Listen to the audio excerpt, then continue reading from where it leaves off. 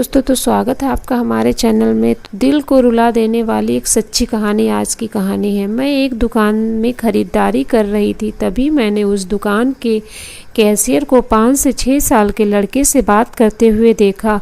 Cashier बोला, माफ़ करना बेटा, लेकिन इस गुड़िया को ख़रीदने के लिए तुम्हारे पास पर्याप्त पैसे नहीं हैं। फिर उस छोटे से लड़के ने मेरी ओर मुड़कर मुझसे पूछा, आंटी क्या आपको भी यही लगता है कि मेरे पास पूरे पैसे नहीं हैं? मैंने उसके पैसे गिने और उससे कहा, हाँ बेटे, यह सच है, तुम्हारे पास इस गुड़िया को खरीदने के लिए पूरे पैसे नहीं हैं। वह नन्हा सा लड़का अभी भी अपने हाथों में गुड़िया थामे खड़ा था। उससे रहा नहीं गया। इसके बाद मैंने उसके पास जाकर उससे पूछा कि यह गुड़िया वह किसे देना चाहता है।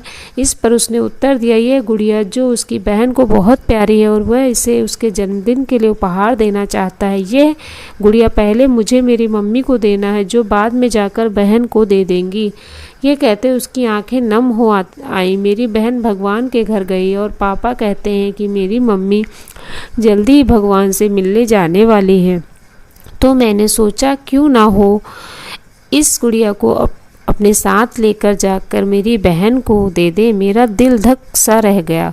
उसने ये सारी बातें एक सांस में ही कह डाली और मेरी ओर देखकर बोला, मैंने पापा से कह दिया है कि मम्मी से कहना वो अभी ना जाएं, वो मेरा दुकान से लौटने तक इंतज़ार करें। फिर उसने मुझे एक बहुत प्यारा सा फ़ोटो दिखाया जिसमें वह खिलखिलाकर हंस रहा था। इसके बाद उसने मुझसे कहा, मैं चाहता हूँ कि मेरी मम्मी मेरा ये फ़ोटो अपने साथ ले जाएं, ताकि मेरी बहन मुझे भूल नहीं पाए। मैं अपनी मम्मी से बहुत प्यार करता हूँ और मुझे लगता है कि वह मुझे ऐसे छोड़ने के लिए राज़ी होंगी, पर पापा कहते हैं कि उन्हें मेरी छोटी बहन के साथ रहने के लिए जाना ही पड़ेगा। इसके बाद फिर से उसने गुड़िया को गमहीन आंखों से खामोशी से देखा। मेरे हाथ जल्दी से अपने बटुए पर्स तक पहुँचे और मैंने उससे कहा, चलो एक बार गिनती करके देखते हैं कि तुम्हारे पास गुड़िया के लिए पर्याप्त पैसे हैं या नहीं। उसने कहा, ठीक है, पर मुझे लगता है मेरे पास पूरे पैसे हैं।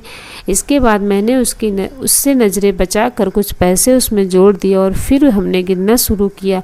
ये पैसे उसकी गुड़िया के लिए काफ़ी थे। यही नहीं, कुछ पैसे अतिरिक्त भी बच गए थे। नन्हे से लड़के ने कहा, भगवान का लाख लाख शुक्र है मुझे इतने सारे पैसे देने के लिए।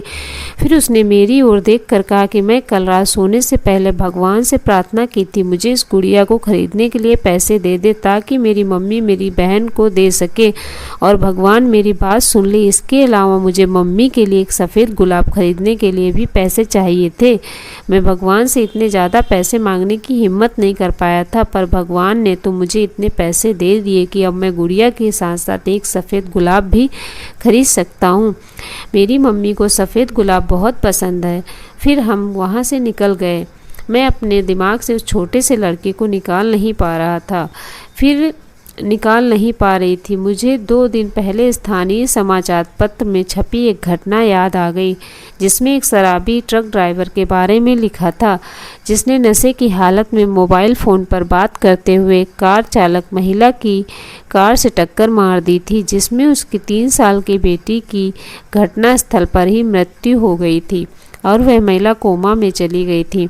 अब एक महत्वपूर्ण निर्णय उस परिवार को ये लेना था कि उस महिला को जीवन रक्षक मशीन पर बनाए रखना है अथवा नहीं, क्योंकि वह कोमा से बाहर आकर स्वस्थ हो सकने की अवस्था में नहीं थी। क्या वह परिवार इसी छोटे लड़के का ही था? मेरा मन रोम रोम काँप उठा। मेरी उस नन्हे लड़के के साथ हुई मुलाकात के 2 दिनों बाद मैंने अखबार में पढ़ा कि उस महिला को बचाया नहीं जा सका। मैं अपने आप को रोक नहीं सका और अखबार में दिए गए पते पर जा पहुंची, जहां पर महिला को अंतिम दर्शन के लिए रखा गया था। वह महिला श्वेत धवल कपड़ों में, अपने हाथ में एक सफ़ेद गुलाब और उस छोटे से लड़के का वह फ़ोटो लिए हुए और अपने सीने पर रखी हुई वही गुड़िया। मेरी आंखें नम हो गई। मैं नम आंखें लेकर वहाँ से लौटी। उस नन्हे से लड़के का अपनी माँ और बहन के लिए जो प्यार था, वह शब्दों में बयान करना मुश्किल है। और ऐसे में एक शराबी चालक ने अपनी घोर लापरवाही से क्षण भर में उस लड़के से उसका सब कुछ छीन लिया था।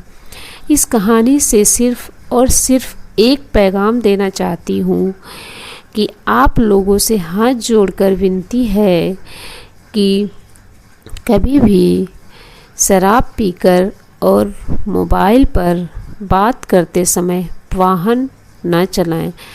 इससे आपकी और बहुत सारे लोगों की ज़िंदगियां ख़राब हो जाती हैं।